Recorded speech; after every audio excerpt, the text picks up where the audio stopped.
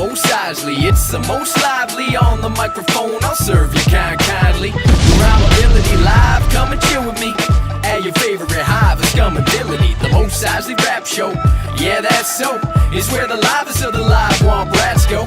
I see you droids who snuck into the back, yo. You're all welcome at the Mos Eisley Rap Show. Hello and welcome to a very special edition of the Full Force News Burst, brought to you by GeneralsJoes.com, with me as your host, Chris, both scum and villainy McLeod, aka Diagnostic AT. On this instalment of your absolutely favourite kind of burst, I have managed to get another scoop from the man behind all of your favourite nerd raps, the one, the only Wordburglar, who is joining me to discuss his awesome upcoming EP, the Mos Eisley Rap Show. So without further ado, let's get stuck into this news burst. The hyperspace hype vessel is in full effect as we get first dibs on a very awesome new project by easily the greatest pop culture rapper of our generation, and everyone else's generation, Wordburglar. The Toronto native, and also Halifax as I've been informed prior to recording, is dropping a brand new 3-track EP with a very special blue milk flavour to be fully released on May the 4th in perfect brand marketing synchronicity. The Mos Eisley Rap Show EP features music and lyrics heavily inspired by a certain movie franchise from a galaxy not so far away, and even has a track produced by yours truly, but we will get to that shortly.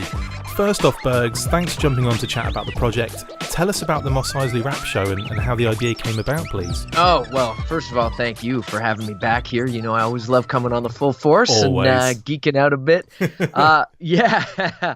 Well, you know, I've been including Star Wars and intergalactic references in my rhymes since I first started rapping as a kid. So it sort of dawned on me a little while ago that I had been working on a few different songs, and it seemed like a good time to release them for May the 4th. So I teamed up with some of my favorite producers, such as yourself and Milk Plus and Timbuktu and my man Fresh Kills and more or less on the cuts. And we kind of, you know, we all hunkered down and tweaked all these tracks. So there were all sort of some ideas that I've had kicking around in various forms for a little while, and there's a lot more ideas that I haven't even gotten into yet. So I'm really excited to release these 3. Awesome. And yeah, you know, like all my stuff, it comes from a place of just sort of love and sharing and and a bit of like, hey, you know, am I the only one that remembers this stuff? You're not at all. I'm absolutely loving this EP. Let's start with the title track. Yeah, it feels good to be back home on Tatooine, hearing the being screamed from the Jawa teens. My rap routine's not your average in the galaxy. Played from Maz Kanata to the baddest of the Jabba fiends. In fact, Max been seen on Kashyyyk and Yavin 3, Cloud City, Canto Bite, even Savarin. Glad to see so many species here chilling in the cantina. Snivians with latrillions. What can you tell us about the Mos Eisley Rap Show? Well, worked on this with Milk Plus, who's a really dope producer, also from across the pond from the UK. Nice. And yeah, we've collaborated a few times, and we've actually had a bunch of songs that we've sort of worked on over the years that still haven't been released. So I'm trying to find ways to get that stuff out to the masses. You know, I'm always kind of working on a bunch of different songs. So this was a song idea that I had, and he wound up creating this beat that I was like, this is absolutely perfect. I think this is all going to come together beautifully. And it just fit perfectly. So obviously the Mos Eisley Rap Show, you know, who hasn't wanted to go see a rap show on Tatooine? Exactly. I mean, that would have been that would be a grimy rap show as well, wouldn't it? Oh yeah, I mean, it'd be hot and dirty, but yeah, and you know, they're very welcoming there, as opposed to what you may have heard. So yeah, the rap shows get pretty crazy there. So it was awesome to get a chance to bust some rhymes in the cantina for sure. Was that part of the track? Obviously, you have that kind of almost like atmospheric crowd noise from like kind of, you know, as you'd expect like aliens in a room to make. Was it kind of to create this almost like feeling of you're performing it live in the cantina? Exactly. That was definitely you got it.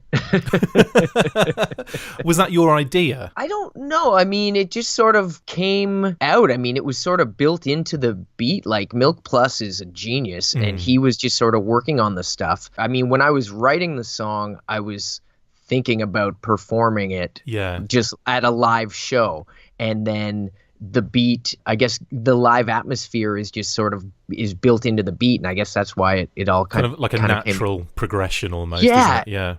Yeah, like it's just sort of like, again, like I have all these different song concepts that are sitting around and like in various forms of completion, and then when the right beat sort of comes across my ears, it's like, oh, this clicks. I think this could work. So that's really what happened there. And then Fresh Kills, who I worked on the EP with, who did the mixing and a lot of arranging and different stuff there, like, you know, he just kind of brought it all home in the final mix. So that's awesome. Yeah, I'm glad that atmosphere comes across. Oh, big time! It really does. Whether it was like originally intentional or not, I mean, it's awesome. So, and it has that vibe almost of like the rap version of a lounge kind of singing style track, if you know what I mean. Like you can almost imagine something somewhere in Vegas, some guy doing a lounge act, and that kind of crowd knocking about. It has that. It's like the Star Wars hip hop version of that. Do you know what I mean? Just for sure. Well, it's kind of like got that swankiness, you know, a bit of that, you know, fun kind of jazzy vibe. The beat is amazing. Yeah, it's really really tight. Yeah, big props to Milk Plus on that. Absolutely. Sure. There are so many great references in it as well. As a fan of the franchise in question, was that something that came very easily when writing the lyrics? Oh, yeah. I mean, I had to, like, again, like most of these tracks, the song could have been 10 minutes long. So I really had to boil it down. You know, there were some really, really deep cuts. And I thought, well, I snuck in a few there, but when it came down to editing it and keeping the tracks relatively a good length, yeah, I cut it down. So honestly, I mean, I thought of like so many of my favorite characters, and then I tried to think of who I thought would actually be in attendance. Yeah. And, you know, because you got like the spaceport nearby, so in theory, anyone could sort of show up and walk in if they need a refreshment. So it's so good. Yeah. Also, the cuts are inspired, like including a very recognizable droid, shall we say. You must be happy how those turned out. Did you request that as well, or was that just, you know, go nuts kind of thing? Yeah, well, I definitely like talked to more or less about sort of what my vision was for where the cuts could go and what might make a good sample. And he's always just brilliant. So whenever we're working on a track together, he usually just gets it instantly, and I don't even need to like say anything. But yeah, I gave him a few options, and I think what he went with turned out amazing. So yeah, good. Yeah, he just killed it. Especially his scream.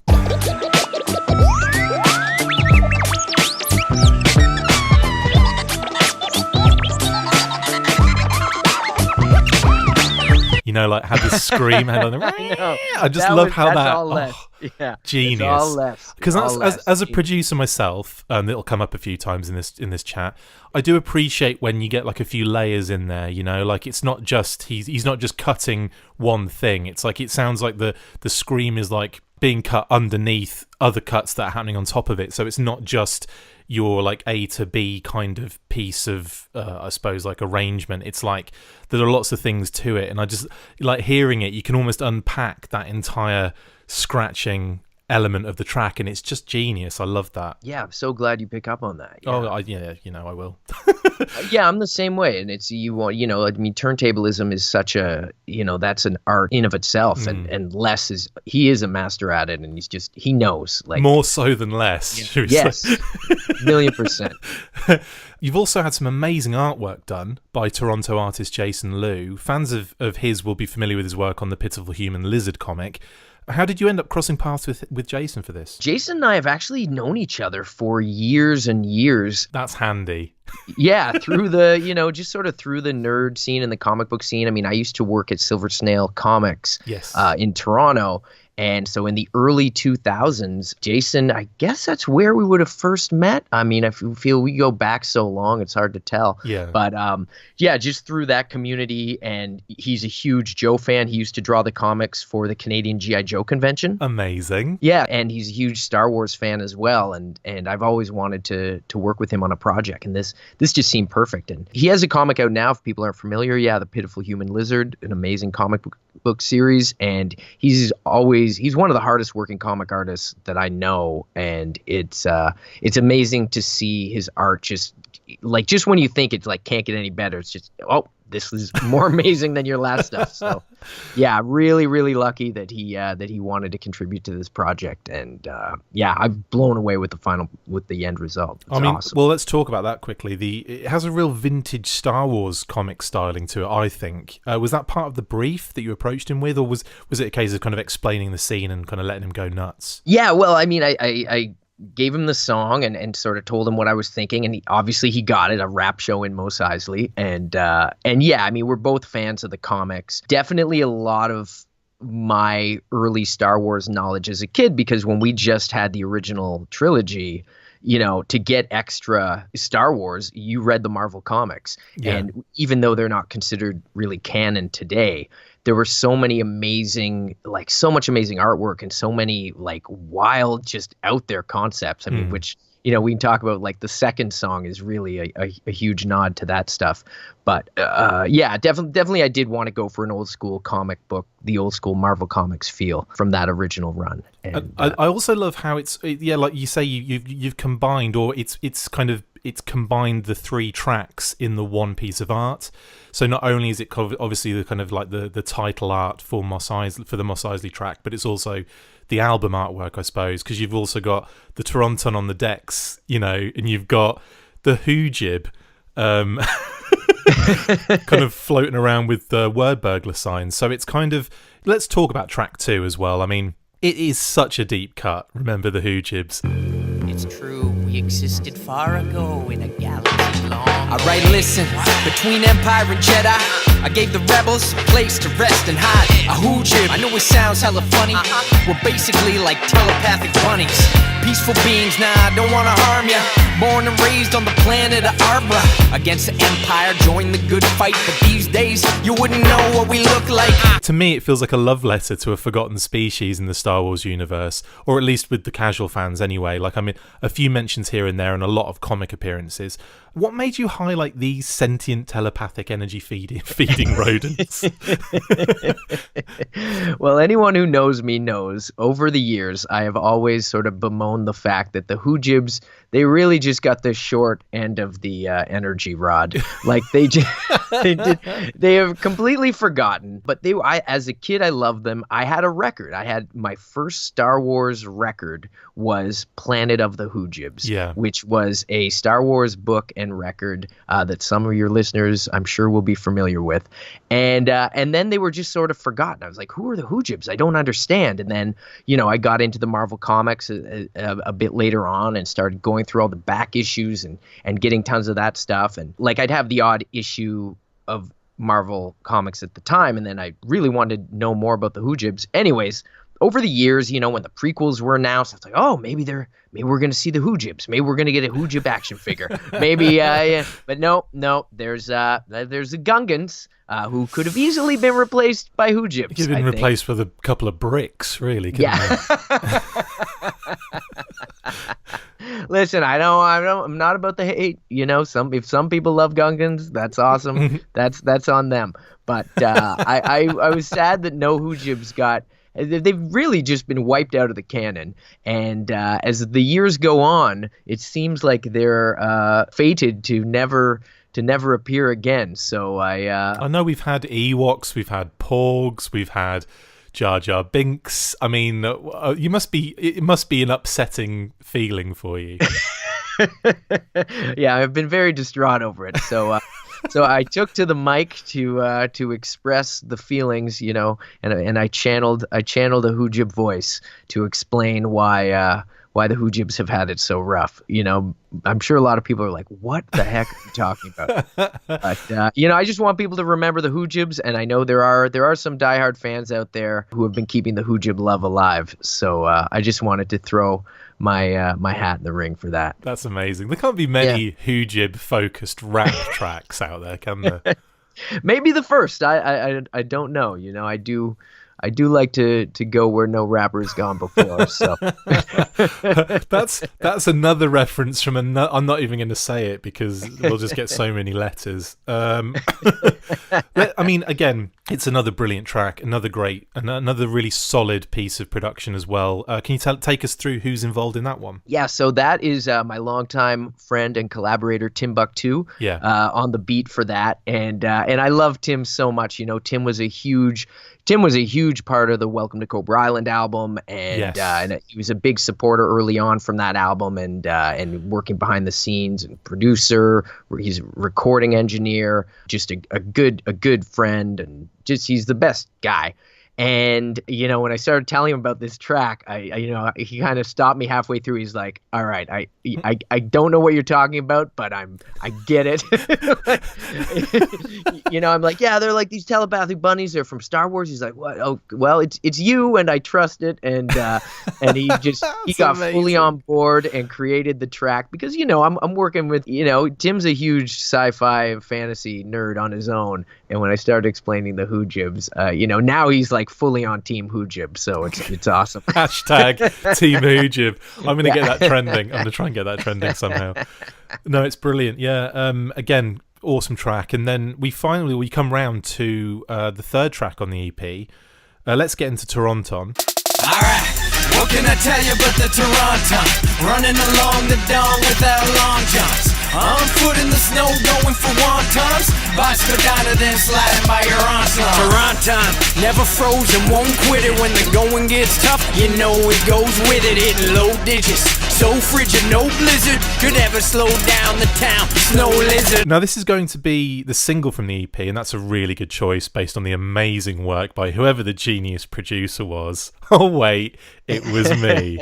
I'm just kidding. How did you go about writing this one? Did the Toronto Tauntaun thing just kind of merge immediately in your head as soon as you heard the beat? First of all, your beat was phenomenal. Of course. And you have so many amazing beats that I hear on your podcast and everything, and that you've shared with me. And I feel very lucky to be privy to so many of your incredible beats. And when I heard this one again, like the Toronto was an idea. I think I first had the idea for Toronto maybe a year or two ago. Yeah. And I had done a little sketch, and it was again just like watching sports. Like I'm a huge Blue Jays fan, love the Toronto Maple Leafs, Toronto Raptors, and it just sort of popped into my head like the Toronton, and I was like that, you know, the Tauntaun who comes to Toronto. And then over the winter, you know, living in Toronto, Perfect. we had just a crazy winter with the snow everywhere, and it really does look like Hoth around here. So I just thought we need the Toronton, and sure enough, you know, your beat just sort of slapped me in the face, and I was like, this is the kind of beat that just, it makes me think of like a Toronton just sort of stalking through the snow and just going to get some wontons, you know, sliding by your aunt's lawn, you know, running along the Don, which is a highway here, running along the Don, the DVP. He's running along the Don without long johns, and it honestly, again, it just came together perfectly. And then so sort of my skeletal ideas of the narrative and lyrics, you know, once I found the beat and you played me this beat, I was like, oh man. And then the lyrics can like really take on new life, and I build on top of that, and it all comes together. And again, I could have kept that song going for, you know, another 5 minutes. I'm waiting for got wild with it. I'm waiting for the Wordburglar extended cut of this EP, which is going to be a 6 hour, still a 3-track EP, but it's going to be 6 hours long. It'll be 7 discs with a commentary by Kevin Smith. That's great, man. I mean, what made you break and listen to the hundreds and hundreds of tracks I desperately sent you in a bid to just get one produced track on a Wordburglar project? Well, no, I listened to everything, and that's impressive. Impressive. I love beats, and I'm always listening to beats, and always just like, you know, I'm so thankful when producers like yourself want to work with me, and everybody I work with. I mean, it's just always I'm always honored, and I feel the beats are so good that I have to come with it and bring it and do a good job. So that's why, sometimes it will take me a long time. I'll sit on a beat for a while because I don't have what I feel are the rhymes to do this beat justice. Yeah. So I want to make sure that I can, I can come with it. I can bring the rhymes that honor the beat, if that makes sense. No, absolutely. I appreciate it. I'm only joking for a lot of this. But... Well, yeah, when I work with, with Beat Mason or Fresh Kills and all the producers I work with regularly, I am like #blessed to get this just amazing beats that get thrown my way, and then I get to say crazy rhymes on them. I never take it for granted. So shout out to you and all the producers out there, man. Sure. I must admit, like when you first sent me the track, this is what I've got so far. Kind of in a demo process at that point. I was blown away. I was like, "Are you serious? Like, this is what?" I just couldn't believe it. I was like, I've been listening to you for years now, ever since, well, probably before Welcome to Cobra Island dropped. I was aware of you before that album dropped, and I can't. What did you have before then? Well, I guess that was technically sort of my 4th full-length album, so I would have had tons of, I guess, Third Burglar and Burglaritis were probably floating around, and then we had like Bergie's Basement. Yeah. Then I had like sort of a demo EP album floating around that was sort of a little more obscure, and then I guess just tons of different tracks on other people's albums and mixtapes and stuff like that. So yeah, I mean, I've been putting stuff out there now for a long time. I was definitely aware of you before Welcome to Cobra Island emerged, and then when that dropped, it was like, it was game over. So ever since then, I've been like harassing you every possible moment, going, listen to this, check this out, knowing fully well that you're on a tour or something like that. I'm like, I don't care, just listen to this, quick.